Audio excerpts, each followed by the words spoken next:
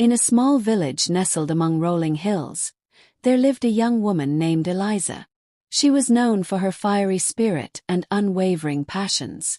Her heart burned brightly with a love for life, for the world around her, and especially for her dreams. Eliza was a dreamer, a poet, and a free spirit who sought to carve her own path in a world that often sought to confine her. But in the spring of her youth, she met James. He was a wanderer, a painter whose strokes captured the raw beauty of the world in ways that Eliza had only dreamed of. Their love was instant, wild, and intense, a blaze that ignited in both their hearts. They spent days lost in each other's arms, exploring their passions for art, poetry, and life. It was a whirlwind romance, and for a time, Eliza felt as though she had found the very essence of what her soul had been searching for. But life, as it often does, had its own plans. One fateful night, Eliza discovered she was pregnant. The realization hit her like a thunderclap, and with it came a wave of confusion and fear. She was young, full of dreams that stretched beyond the horizon, and the idea of bringing a child into the world seemed like a weight she wasn't ready to carry. James, though kind and gentle, didn't share her sense of urgency about the future.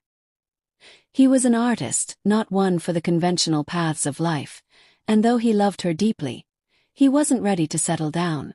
Eliza found herself torn. Her love for James had been all-consuming, but she couldn't shake the feeling that her life, her dreams, were slipping away from her. The weight of the decision pressed on her chest every waking moment. She considered keeping the baby, but the fear of what it would mean for her future, for her creative endeavors, and for her freedom overwhelmed her. After much internal conflict, she made the decision. She would end the pregnancy. She didn't want to lose herself in the process of motherhood. She wanted to continue to write, to explore, to experience everything the world had to offer.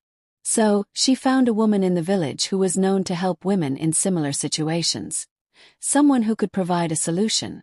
The procedure was risky, done in secrecy, away from the eyes of the judgmental world. But Eliza believed it was her only way out, her only way to maintain control over her life. The night of the abortion, she lay in a small, dimly lit room, feeling the weight of her decision pressing heavily on her heart. The world outside was quiet, but inside, Eliza's mind raced with the echoes of what could have been. She had no way of knowing how dangerous the procedure would be. The woman who performed it had done so many times before, but the conditions were not sterile, and complications arose. Eliza's body, fragile and weakened by the process, fought against